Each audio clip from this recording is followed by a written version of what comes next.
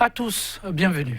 Mesdames, Messieurs, que d'appréhension et de spéculation chaque jour qui rapproche du 10 octobre avec son questionnement et son lot de polémiques silencieux depuis son communiqué officiel invitant les seules formations en règle vis-à-vis de la nouvelle charte des partis politiques à un dialogue politique. Le gouvernement béninois a dû briser la glace pour, dit-il, apporter des précisions qui s'imposent face aux multiples réactions allant dans tous les sens. L'exercice auquel le gouvernement et son chef convient la classe politique est bien un dialogue politique et non un dialogue national, dit le porte-parole de l'exécutif Alain Roula dans son adresse aux hommes de médias. Un dialogue politique pour résoudre, dit-il, des problèmes politiques. Ce dialogue politique ne postule pas que tout le monde s'y invite. Fin de citation. Dialogue politique du 10 octobre au Bénin. Dossier folklore aux dernières occasions de sortie de crise. Il s'agit là, mesdames, messieurs, du thème en débat ce jour.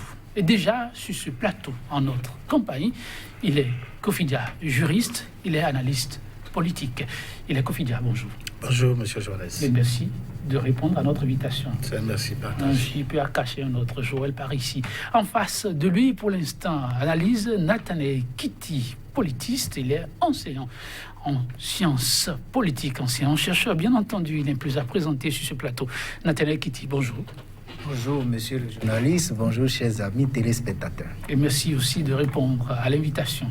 Merci.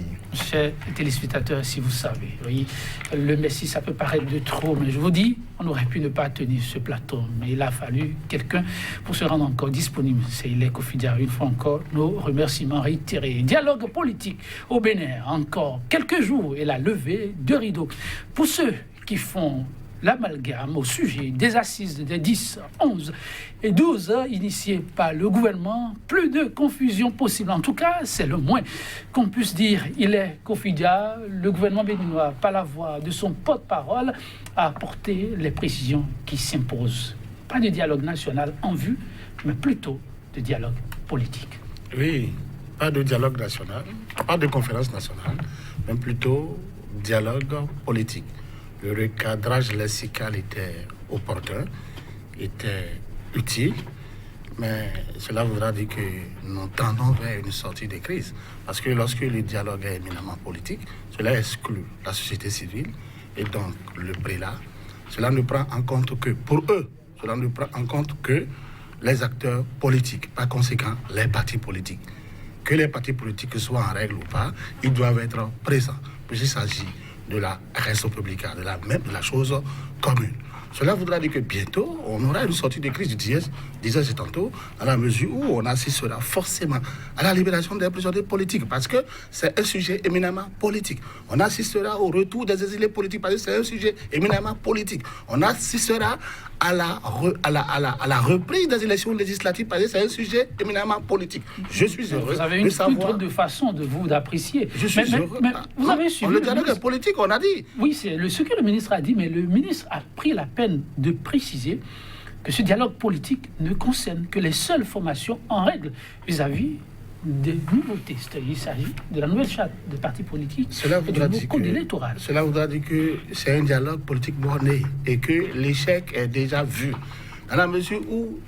Et ce qui a fâché, c'est le code électoral et la charte des partis politiques qui a entraîné l'exclusion d'un certain nombre de partis politiques. Et vous voulez dialoguer parce que vous estimez qu'il y a un problème, il y a un malentendu, il y a un quiproquo. Et vous voulez faire table rase de tout ça pour avancer. Le dialogue qui est basé sur la vérité est porteur de bons fruits. Et au nom de cette vérité, on ne devrait pas dire les partis en règle. En règle par rapport à quel test? Puisque vous dites vous-même qu'il va falloir revoir, donc corriger, remodeler aussi bien le code électoral que la charte des partis politiques. Cela voudra dire que tous les partis politiques au Bénin ont droit d'assister à ce dialogue. Autre explication ou une autre interprétation de la nécessité, de l'utilité de ce dialogue, pour moi, semble être un fiasco. On reviendra là-dessus. Nathanaël Kitty, j'étais obligé de poser cette question à l'invité parce qu'il a ouvert une autre fenêtre. Le ministre de la Communication a fait cette sortie parce qu'il était important de situer tous éviter surtout que le débat est dans tous les sens. On entend certains parler de conférence nationale, de dialogue national.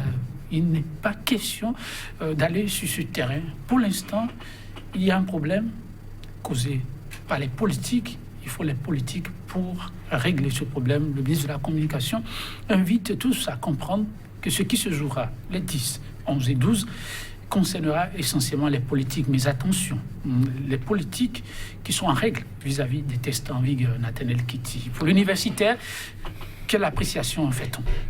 Moi, je pense qu'en principe, il ne devrait pas avoir de dialogue politique si les institutions Vous dites, il ne devrait pas y avoir... Bien sûr, il ne devrait pas avoir de dialogue politique si les institutions fonctionnaient bien. Expliquez-vous. Parce que la Constitution du 11 décembre est toujours en vigueur dans notre pays. Et lorsque vous prenez cette Constitution, vous avez une institution qu'on appelle la Cour constitutionnelle qui régule le fonctionnement des institutions. Donc la Cour constitutionnelle est au centre. Et lorsque les acteurs politiques s'opposent sur un sujet donné, ils recourent à la Cour constitutionnelle qui tranche le débat. Il se fait que nous sommes dans un régime autoritaire, l'intelligence a déserté le forum et tout finit en dictature. La raison pour laquelle aujourd'hui on est obligé d'aller au dialogue le Bénin politique. ou bien vous interprétez les faits? Le Bénin n'a pas changé de régime à ce qu'on sache, jusqu'à preuve du contraire. Nous ne sommes plus en démocratie parce que quand on prend les principes et les valeurs du régime démocratique, ils sont plus respectés sous le président Patrice Talon depuis 2 ans. Donc nous ne sommes plus en régime démocratique au Bénin, nous sommes dans un régime autoritaire. Ça, c'est ce qu'il faut noter, c'est important parce que vous avez les caractéristiques d'un régime autoritaire qui sont là alignées. Vous avez les institutions qui sont alignées, vous avez les partis politiques qui sont très limités, ainsi que les idéologies et les mobilisations. Donc, on est obligé d'aller au dialogue pour que les choses reviennent à leur place. Maintenant, il faut donner du sens et de contenu aux mots. C'est fait déjà. Non, c'est mal fait. C'est mal fait par le ministre de la Communication. Dialoguer, c'est quoi? C'est échanger. Tout à fait. On est d'accord. Oui. On dialogue pourquoi? Soit pour prévenir une crise, soit pour régler une crise. Dans le cas d'espèce, on veut la régler. On veut régler une crise. Maintenant, quels sont les partis en conflit? Vous avez 2 partis. Vous avez ceux qui s'opposent au chef de l'État et ceux qui supportent le chef de l'État, y compris lui-même. Ce sont les 2 partis en conflit. Et parmi ceux qui s'opposent au chef de l'État, il n'y a pas que les partis politiques. Vous avez les organisations de la société civile qui contestent la gouvernance du chef de l'État. Ils sont en conflit avec lui. Donc il faut dialoguer avec tout ce groupe-là. Alors, s'il faut aller à un dialogue pareil, vous aurez 2 partis. Ceux qui soutiennent le chef de l'État, sa mouvance politique, tous les partis qui le soutiennent, et vous avez de l'autre côté l'opposition politique. Mais il se fait aujourd'hui que le gouvernement sort un nouvel élément qui élimine certains. Le gouvernement prétend qu'il y a des partis politiques qui ne sont pas à jour vis-à-vis des tests et par conséquent ceux-là ne peuvent pas participer au dialogue. Non. S'il faut dialoguer, il faut dialoguer avec tous ceux qui s'opposent à la gouvernance politique dans notre pays. Il se fait qu'aujourd'hui, que le terrain sur lequel se trouve le gouvernement est un terrain qui ne permet pas le dialogue. Ça ne peut pas aboutir à un résultat. Regardez, j'ai suivi le ministre de la Communication qui disait qu'il ne sera pas question d'une nouvelle conférence nationale. Oui. Mais avant la conférence nationale en 90, qu'est-ce que le président Mathieu Kérékou avait fait? Oui, devoir de mémoire. Voilà. Qu'est-ce qu'il avait fait? Il a d'abord pris une loi d'amnistie pour permettre aux exilés de rentrer. Il les a mis en confiance. Parmi ceux qui sont exilés aujourd'hui, vous avez des leaders politiques. Vous avez d'autres qui ne sont pas des leaders politiques, qui ont fui parce que le gouvernement leur en veut. Donc, il faut mettre tout cela en confiance.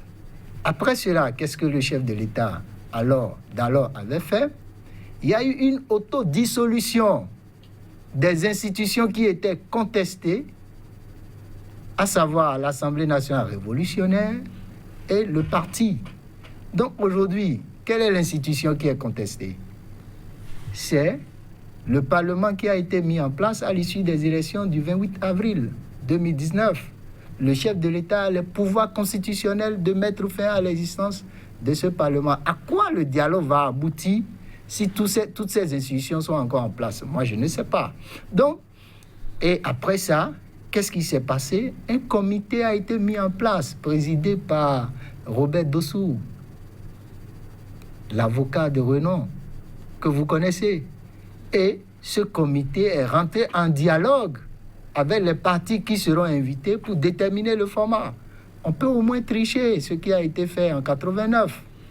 Et récemment, au Burkina, au Sénégal et au Cameroun, il y a eu des dialogues. On peut aussi regarder ce qui se fait là-bas. Vous permettez, il est Covidia. Est-ce que l'université fait bien d'éviter le Bénin dans sa crise actuelle, à se mirer d'abord dans le passé et ensuite loyer du côté des pays de la sous-région?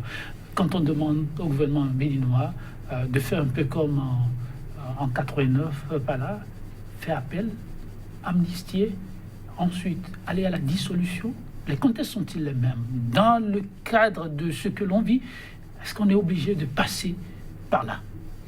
Même si le contexte politique n'est pas identique, dans le but d'obtenir une certaine cohésion ou la certitude de réussir ce dialogue, il fallait montrer des signaux verts et préalablement, un peu comme remettre en cause le collège des députés, que lui appelle à Assemblée, sorti des élections du 28 avril. Les Covidia, vous êtes béninois, vous avez suivi.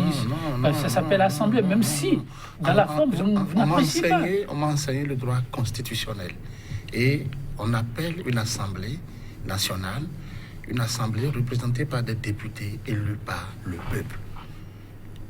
Lorsque une minorité du peuple est allée voter la mort dans l'âme pour sauver une démocratie, souffrez que je refuse d'appeler ça Assemblée nationale.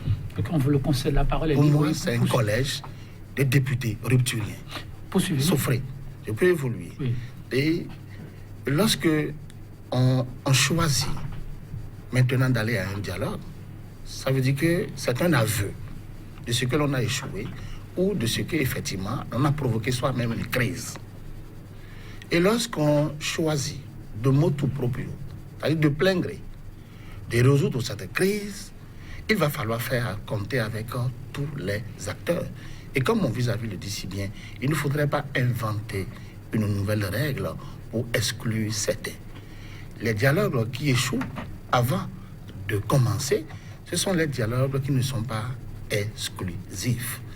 Et le retour au passé, inclusif, autant pour moi. Okay. Le regard dans le passé, ici, est édifiant dans la mesure où la procédure suivie par le feu général Mathieu Kérékou a accouché finalement d'une conférence nationale qui nous a sorti d'une crise des années 1989. Et l'histoire enseigne que lorsque on a commis des manquements ou des erreurs, il faut s'inspirer du passé pour abonner le présent. Donc, tel qu'il le propose, c'est une bonne chose.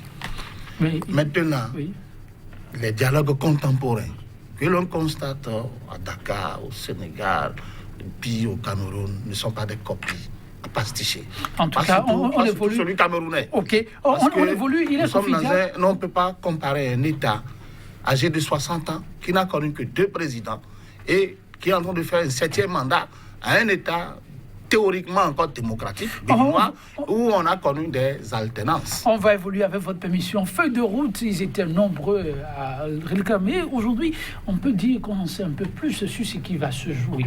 Le ministre de la Communication a précisé les tests en tant que relais seront au menu des échanges. Et quand on parle de concession, est-ce qu'on ne peut pas considérer que, d'une manière ou d'une autre, ce qui va se faire, même si tous ne seront pas là, les têtes qui seront compteront pour apporter les rectificatifs qu'il faut. Charte des partis politiques, code électoral, on en a suffisamment entendu parler en termes de grief. Est-ce qu'ils ne peuvent pas, eux déjà, en parler, peut-être de là, envoyer des signaux pour aller vers un dialogue national si ça s'impose? Nous avons été là lorsqu'on nous a servi le code électoral. On avait estimé que ce code électoral allait forcément appeler une crise. On l'avait dit. Oui, vous l'aviez dit. Et lorsque vous voulez retoucher à ce code électoral aujourd'hui par le truchement d'un dialogue politique et que vous commettez l'erreur de limiter les acteurs de ce dialogue, est-ce que vous avez la qualité des hommes qu'il faut pour corriger? Parce qu'on parle au-delà de tout d'un code électoral. Est-ce que parmi les politiques, il y a des juristes de haut niveau? On parle au-delà de tout d'une charte des partis politiques. Est-ce qu'il y a des politiques de haut niveau?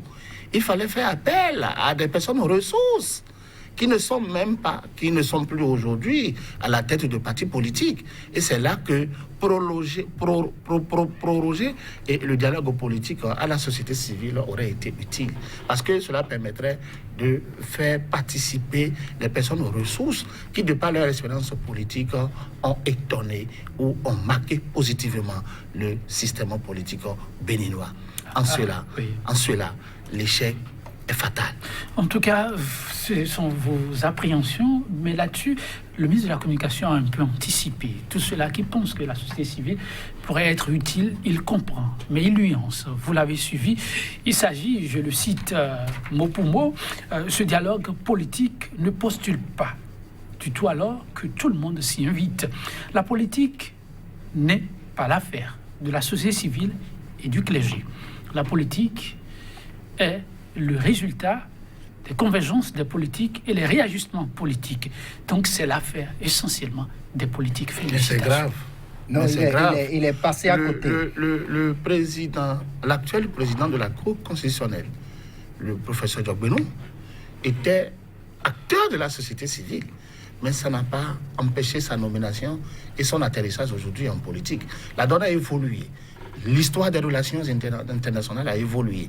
Jadis, un homme, un acteur de la société civile ne pouvait pas faire la politique. Mais à l'heure actuelle, un acteur de la société civile peut participer à la res publica. C'est une erreur monumentale. C'est votre gars, Nathaniel Kitty. Le problème ne se trouve même pas à ce niveau. Il est passé à côté. Oui, il est passé à côté parce qu'il conçoit la politique comme l'affaire des partis politiques. C'est-à-dire, il se limite à l'animation de la vie politique par les partis politiques. L'animation de la vie politique est faite aussi par des organisations qui ne sont pas des partis politiques. Vous avez des associations, vous avez des communautés religieuses qui prennent position sur des faits politiques. Donc, la jouissance des libertés publiques ne se limite pas seulement aux partis politiques. Vous avez les libertés d'association. Et lorsqu'on parle de la liberté d'association, vous trouvez les partis politiques, vous trouvez les organisations de la société civile. Aujourd'hui, quand vous prenez le code pénal, vous avez les nouvelles dispositions qui ont été introduites et qui limitent énormément la jouissance de ces droits civils et politiques. Donc, si on doit faire de dialogue politique, il faut associer tous ceux qui sont en conflit avec les lois de la République qui ont été votées à l'Assemblée nationale et qui ont permis au président Patrick Talon de glisser progressivement et définitivement sur le chemin de l'autoritarisme. Est-ce qu'il ne faut pas nuancer l'explication ou la lecture que le ministre de la Communication fait, à savoir qu'il aperçoit le politique comme le soubassement de la crise que le Bénin vit actuelle, élément déclencheur, et donc acteur principal, auteur, et la solution viendrait essentiellement de lui? Je dis non. Non, catégoriquement. Oui. Observez bien une chose. Oui. Vous allez constater que c'est constant, que le chef de l'État et tous ceux qui le soutiennent se trouvent dans un double conflit. Lesquels? Voilà. Ils sont en conflit avec eux-mêmes et ils sont en conflit avec l'intérêt public. Eux-mêmes, de quel point de vue? Voilà. Vous prenez le président de la République. Il n'a jamais réussi à rentrer dans la fonction. Il n'a jamais réussi à rentrer dans la fonction. Alors là, expliquez-vous. Voilà. S'il était rentré dans la fonction, il aurait vu l'intérêt général. Parce que ce qui nous unit, les philosophes contractualistes l'ont démontré, c'est l'État qui nous unit. L'État, ce n'est pas Patrice Talon, ce n'est pas le président Patrice Talon. L'État, ce n'est pas le ministre de la Communication. L'État, ce n'est pas Yahi Boni. L'État, ce n'est pas Adiavon Sébastien. L'État, c'est une entité. Lui, il est là juste pendant un mandat pour porter l'État. Donc, il doit viser au-delà de sa personne et regarder l'intérêt général. Donc, lorsque on ne regarde pas l'intérêt général, on voit sa personne, on voit les conflits personnels qu'on entretenait avec tel ou tel individu pour pouvoir gouverner, on se retrouve dans ce piège-là. Donc, il faut que le chef de l'État rentre dans la fonction du président de la République. Il faut que ceux qui l'entourent rentrent dans l'intérêt général pour pouvoir le conseiller. Sinon, ils vont continuer avec lui à s'enfoncer et Dieu seul sait comment ça peut finir. Donc, pensez un instant que lorsqu'il y a un conflit politique, il faut nécessairement que la solution vienne des hommes politiques, c'est une erreur. Aujourd'hui, regardez, nous sommes dans un mode non juridictionnel de règlement des conflits. Et vous avez les médiations. Et dans les médiations, vous avez les personnalités internationales qui sont identifiées pour intervenir. Et ces personnalités internationales ne sont pas seulement d'anciens présidents. Vous avez de hauts diplomates qui interviennent. Vous avez de grandes personnalités comme les prix Nobel de paix, de littérature, qu'on peut convoquer pour intervenir auprès des hommes politiques afin de trouver des solutions à une crise politique. Donc, le règlement d'un conflit politique n'est pas seulement l'affaire des hommes politiques. Encore que, dans notre pays, le conflit ne se limite pas seulement aux 2 lois qui ont été citées. Si tel est le cas, le gouvernement aurait mieux fait d'organiser un séminaire gouvernemental ou un forum auquel les partis politiques sont invités pour débattre de la loi. Et ça s'arrête là. Et ça s'arrête là. Donc, la crise aujourd'hui va au-delà des 2 lois-là. Vous avez les droits humains qui sont violés. Vous avez les événements des 1er et 2 mai à Kadiaoum. Des Béninois sont morts parce que l'armée républicaine a tiré sur eux. Mais il faut régler ces conflits-là. Vous avez les événements de Tchaourou. Il faut régler ces conflits.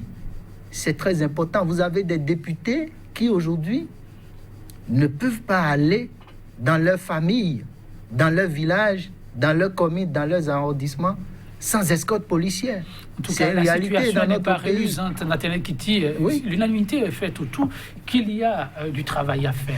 Pour le gouvernement, il faut aussi lâcher du lest. On apprend, en attendant d'avoir confirmation, que des préalables exigés par plus d'une voix, à savoir par Patrice Talon, pour faire l'arbitrage de ce qui se jouera les 10, 11 et 12, le gouvernement serait progressivement en train d'y accéder. On pourrait avoir un facilitateur. Il est Kofi. Est-ce qu'il ne peut pas voir ça sous l'angle d'une ouverture possible de ce gouvernement, au-delà du tout? Non, il n'y avait jamais eu de dialogue. On ne peut pas être juge et parti quand il y a dialogue. il y a un facilitateur ou un médiateur qui est neutre. Vous l'apprenez désormais, que le gouvernement n'est pas loin de cette option. Non, j'attends de voir ça d'abord. Avant de croire. Les promesses de ce gouvernement n'aboutissent jamais. Autant mieux ne pas promettre et bien diriger. Car rien ne marche dans un système politique où les mots jouent avec les choses. Là, et quelle est cette chose-là où, pour que notre dialogue politique puisse aboutir, il faut des partis politiques en règle. C'est-à-dire, ils continuent toujours de brandir leur récépissé, alors que c'est ce récépissé inventé qui a entraîné toute cette crise à laquelle nous assistons aujourd'hui. Mais il va falloir alors inventer un alcotest politique pour faire souffler les hommes politiques et dans un ballon pour savoir s'ils ont le droit de conduire le pays au désastre ou dans un bon sens. Hein? C'est ce qui nous oblige à dire.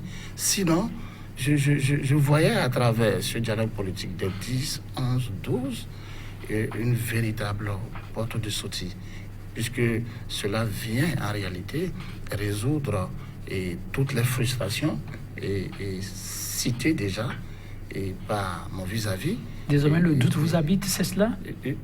Mais j'ai déjà dit que c'est un dialogue monnaie et c'est au-delà du doute. On n'est pas encore au 10, vous faites des suggestions déjà, peut-être qu'elles seront prises en compte. Non, c'est pas c'est comme une séance de travail où on veut retoiletter aussi bien le code électoral que la charte des partis politiques et dans un sens un peu plus autre que celui qui a fâché les uns et les autres, alors que ça ne devrait pas être cela. Ça ne devrait pas être cela. Mais contrairement à M. Kiti qui estime que nous sommes déjà bien joints dans l'autoritarisme, je ne suis pas d'accord. Nous sommes encore en théorie dans un pays démocratique. C'est en pratique que nous sommes dans l'autoritarisme. Donc il faut nuancer un peu les choses. Parce que si nous étions dans l'autoritarisme, je ne pense pas que lui puisse encore marcher et venir sur une chaîne de télévision parler et dire tout ce qu'il dit. En tout cas, le débat reste ouvert sur plusieurs angles. Je ne suis pas de votre avis. Parce que quand vous prenez la loi fondamentale d'août 1977, qui était en vigueur jusqu'à 1989, vous allez constater qu'il y a un certain nombre de droits qui étaient reconnus aux citoyens, mais dans la pratique, ils ne pouvaient pas en jouir. Donc, ces droits sont quotidiennement violés. Non, écoutez, il faut caractériser. Et notamment au Togo, puisque la dernière fois, j'ai entendu le ministre de la Communication togolais dire qu'au Togo ici, nous ne sommes pas dans un état où on a exclu les partis politiques aux élections. Au Togo ici, on n'est pas dans un état où il y a Or, les droits de l'homme sont violés partout, même en France. Où vous faites l'apologie de la violation des droits humains. Je ne fais pas cette apologie. Je veux juste faire comprendre à mon vis-à-vis, M. Kiti, que les arguments qu'il soulève pour consacrer déjà l'autocratie ne sont pas encore essentiels. On est dans un état démocratique encore, et où le peuple, d'une manière ou d'une autre... Sous talent, non. Je le dis et j'assume. Parce que la nature d'un régime, ce n'est pas seulement par rapport aux tests, mais c'est surtout par rapport à la capacité d'appliquer les tests qui régissent le régime. Si on s'en tient seulement aux tests, on dirait que beaucoup de pays dans lesquels vous observez un certain nombre de choses sont des États démocratiques. Maintenant, au-delà de ça, vous posiez votre question tout à l'heure. Oui. Kofi m'a amené à l'oublier. Oui, aujourd'hui, c'est un fait que le gouvernement, visiblement, est dans la posture d'avoir un facilitateur pour la rencontre du 10, même s'il y a encore des rectificatifs ou des ajouts à faire, des ajustements, tout ce que vous voulez. Officiellement, on n'a pas encore de données, c'est vrai, mais il vous parvient aussi que l'idée d'un facilitateur de plus en plus s'impose. Quel est le regard de l'université? Non, je parlais tout à l'heure du format. Oui. C'est-à-dire que le format dans lequel le gouvernement s'engage ne peut pas permettre d'obtenir un facilitateur. Parce que, en principe, le gouvernement doit mettre en place un comité d'organisation de ce dialogue politique. Et c'est ce comité d'organisation qui va rentrer en contact avec les partis pour trouver le format dans lequel les événements vont se dérouler. Ne tenez pas des propos à démotiver un non, probable c'est facilitateur. la réalité. Non, bon, mais, si vous faites appel dans ce contexte, moi, vous n'êtes pas accepté. Je décline. Parce que ce dialogue n'aboutira pas à un bon résultat, tel que c'est fait. Vous êtes formel. Moi, je suis très sûr. Et l'avenir va nous le démontrer. On suit ensemble Nathalie Kitty, Ilek Kofidja, dans le contexte actuel, et que le gouvernement s'ouvre à l'exigence phare qui revient avec insistance, à savoir le chef ne peut pas être jugé parti, et que le gouvernement se décide enfin à avoir un facilitateur. Est-ce qu'il ne faut pas l'encourager à y aller? Si le facilitateur a une personnalité apolitique, et pas ricochet neutre, et pourrait recadrer les deux parties, cela serait plus ou moins utile. Mais le problème qui va se poser ici, on le sait déjà. Il se posera quel problème? C'est les partis politiques en règle. Et moi, ça me pose fondamentalement un problème. Mais le facilitateur, une fois les travaux lancés, le facilitateur ne pourra-t-il pas contribuer à cela? À ce niveau, il y a un élément qu'il faut souligner. Lequel? Les partis politiques en règle, qui sont en règle, ce sont les partis politiques à qui ils ont choisi ne sont pas seulement les partis politiques qui animent la vie politique dans notre pays. Quand je prends un parti comme le Restaurer et l'Espoir, oui. Le conflit actuel est lié à la loi qui a servi à l'organisation des élections législatives. Avant les élections législatives, avant la fameuse décision de la Cour constitutionnelle, les partis politiques existaient, beaucoup de partis politiques existaient. Et ces partis politiques continuent d'exister. Vous avez Restaurer l'Espoir qui anime régulièrement la vie politique. Vous avez le Parti communiste du Bénin, l'un des anciens partis politiques du Bénin, qui continue d'animer la vie politique, un certain nombre, ainsi de suite. Donc, réduire le champ du dialogue aux partis politiques qui sont en règle est une erreur monumentale, d'autant plus que c'est le gouvernement qui décide de qui est en règle et de qui ne l'est pas. En tout cas, c'est discutable, c'est votre avis. Mais comme si la question du facilitateur, vous n'avez pas vraiment... Oui, le facilitateur vient déplier l'agenda du gouvernement en place. Et l'autre chose, c'est que, comme je vous l'ai dit, les tests à corriger appellent la présence d'un certain nombre de juristes, parce qu'on a vu ici des députés avouer qu'ils ne comprennent pas certains tests. L'ignorance en droit est un crime. Nembo Sensetu ignorare legem. Il est censé ignorer la loi. Vous pouvez évoluer un peu vite dans ce sens. Oui. Donc je vous laisse achever sur votre et. Oui, et nul n'est censé ignorer la loi. Et quand vous allez corriger des tests, alors que vous n'avez ni le profil ni le TOEFL pour apprécier la bienséance de ces tests, l'utilité de ces tests, ce que ça appelle comme une satisfaction ou comme une adhésion du peuple, et on voit déjà le non-aboutissement de ce dialogue. Alors, un facilitateur au profil, par exemple, de l'ancien Gadefso, Victor Tokparon, dont le nom est revenu avec insistance. Non, l'ancien Gadefso ne peut pas être un facilitateur. Puis en même temps, il allait rencontrer le président de la République. Ceux qui se sont dit, il n'a pas tout dit au sorti de son entrevue avec le PR. Même son profil. Je crois savoir que pour la sécurité de l'homme, à sa place, je déclinerai cette mais s'il est confident, oui, Nathalie qui tire un profil comme celui-là. Je pense que ce n'est pas parce qu'on a rencontré le chef de l'État que déjà on le soutient, je pense.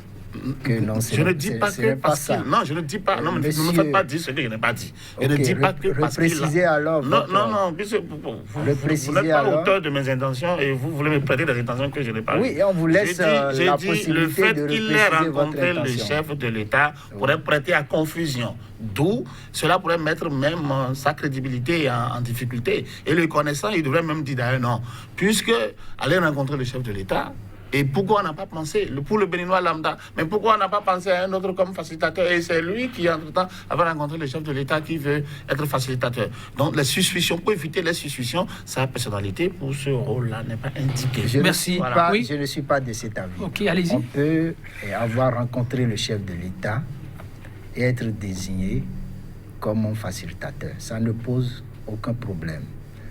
Et donc vous êtes allé... Le problème qui se pose, c'est la capacité de la personne à conduire ce qu'on lui confie. Vous connaissez le parcours de l'homme. Maintenant, pour le professeur Tokpanou, ça ne se pose pas. C'est un grand intellectuel. Il a un passé scientifique... il a un avenir scientifique, il a un passé politique, ainsi de suite. Non, attendez, monsieur, ce n'est pas une qualité, monsieur Kofi. Il n'a pas les ressources. Mais seulement, non. Le format dans lequel on le choisit peut être un mauvais format. Parce que il peut être contesté par l'une des parties. Or, pour de pareilles choses, c'est de manière consensuelle que le facilitateur est choisi. Donc, c'est le comité d'organisation que le chef de l'État aurait mis en place qui devrait entrer en contact avec les acteurs et leur proposer un facilitateur. Le facilitateur peut être rejeté par un camp, comme de concertation en concertation, le facilitateur peut être accepté. Mais dans le format actuel, où c'est le chef de l'État qui invite, qui détermine l'agenda, qui choisit le facilitateur. Moi, je ne pense pas que le professeur Tokpanou puisse l'accepter. Hein. J'attends de voir. On attend de voir. Le chef de l'État définit l'agenda, il choisit le facilitateur. Oui. Cela s'entend que le facilitateur ne jouera que sa musique. Moins de 72 heures, on y sera nez à nez avec le 10. Mais en attendant, au niveau des arènes politiques, ça se joue à fond. Aussi bien avec les formations invitées que ceux qui ne sont pas. Parlant des formations invitées, c'est de notoriété publique. FCBE, l'aile qu'on vient, pose des préalables. Mais ces dernières heures, c'est la DUD, une formation alliée au chef de l'État, qui pose aussi de préalables. Et quel préalable? Je vous lis en substance. Il ne servirait à rien, je lis le test de la DUD, d'envoyer 12 représentants à un dialogue pendant que plusieurs de leurs compatriotes sont en asile ou en prison pour des opinions politiques. Pour donc cette formation politique, il est Kofidia, sans avoir libéré les prisonniers politiques ou permis aux exilés politiques de recouvrer leur liberté d'aller et de venir sans craindre pour leur sécurité, il n'y aura pas de participation au dialogue. Qu'en dites-vous? Et vous dites que c'est un parti politique affilié au chef de l'État? PUD, c'est pas moi qui dis. C'est un parti qui soutient le chef de l'État, vous le savez. Ou bien vous leur donnez autre coloration aussi. Non, cela nous permet en même temps d'avoir une idée du déroulement de ce dialogue, puisqu'il dit déjà en amont ce que pourrait donner le dialogue politique, d'où le retour des exilés et la libération des prisonniers politiques. Ok, en tout cas, qui dit cette condition que pose la DUDE, quand on est allié... Non, ce n'est pas des conditions posées par la DUDE. C'est des conditions... C'est ce qu'ils ont dit. Oui, mais des préalables pour participer au dialogue. C'est des conditions empruntées à la DUDE. Ah bon? Oui, puisque si c'est un parti politique affilié au chef de l'État qui tient ce discours, non, il ne peut pas... Je vous avais déjà dit... Il ne peut pas, sous ce soleil-là, oser tenir ce discours pour braver le chef. C'est forcément le chef qui a dû leur donner ce mot-là. Ah bon? Oui. Vous pensez que c'est le chef qui l'a dit? Oui, de jouer à ce jeu pour qu'au cœur du dialogue, que ce soit une réclamation venant de leur camp et que le chef a finalement fait un effort d'acceptation et de pacification. Nathalie Kitty, votre regard? Bon, moi je pense de manière objective. Moi je pense de manière subjective. Non, je dis que je pense de manière objective que ce parti politique pose des exigences qui peuvent permettre d'aboutir à un bon résultat s'il doit avoir de dialogue. Moi, je pense. Parce que je vous ai déjà présenté tout à l'heure le format dans lequel la conférence a été organisée, même si le ministre de la Communication dit que les mêmes problèmes ne se posent pas pour qu'il y ait une nouvelle conférence nationale. Donc on ne peut pas faire de dialogue politique et avoir un bon résultat tout en laissant les exilés politiques qui ne peuvent pas revenir dans leur pays. C'est pas possible.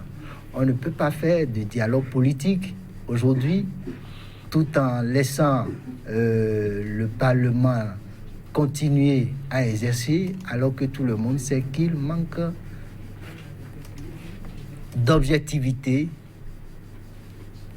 dans l'existence de ce Parlement-là. Ce Parlement n'est pas un Parlement issu d'un vote populaire. Donc, il faut le dissoudre pour pouvoir permettre au dialogue politique de se tenir. Donc, ces exigences qui sont posées aussi bien par les forces Cori pour un Bénin émergent, le parti de M. Adjavon et DUD, sont les bienvenus et pourront permettre au chef de l'État de savoir que ce qui se prépare pour le 10 octobre prochain ne peut pas aboutir à une sortie de crise de manière objective. De manière objective. L'émission tire à sa fin et il est confiné. Allez-y avant ma question. Non, une lecture politique objective voudrait que lorsqu'un parti affilié au chef de l'État émet quelques conditions, que l'on ait l'humilité de reconnaître que ces conditions lui ont été transposées par le chef et que ce parti est en train de tenir le rôle de porte-parole et pour que la volonté du président portée de façon indirecte puisse aboutir au dialogue. Et c'est déjà un pas. Vous êtes sérieux, vous êtes sérieux. Vous connaissez les tenants de cette formation qui sont capables de réfléchir. Si déjà on a la libération des prisonniers politiques, le retour des exilés politiques, on aurait gagné de gibier dans notre sac. C'est vrai, mais vous semblez dénier aux responsables de la DUD la capacité de réflexion. Vous les avez vus hier se prononcer sur d'autres sujets. Je ne fais pas que dénier. C'est une feuille de route qu'on leur a transmise. Et il leur revient, j'insiste là-dessus, il leur revient. Il est convaincu de ce qu'il dit. Les intrigues de couloir et les réutilisations politiques, nous les avons pratiquées à l'université. Nous avons fait la politique à l'université. Et ce n'est pas le reflet au plan étatique.